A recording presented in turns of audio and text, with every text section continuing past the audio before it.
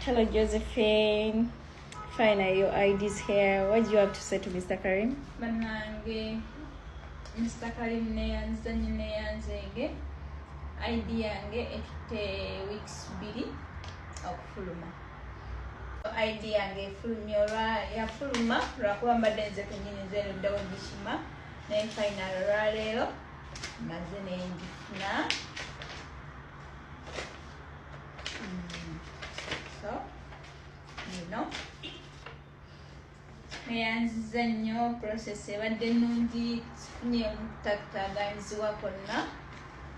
Neyanziza Rachel obadde mulungi engi yadde Mr. Karim simulabyeko naye buli kimu kibadde fine nga bwe mbadde nkyagala era bwe nfunye. Neyanziza buli omu ajje bamukoleko.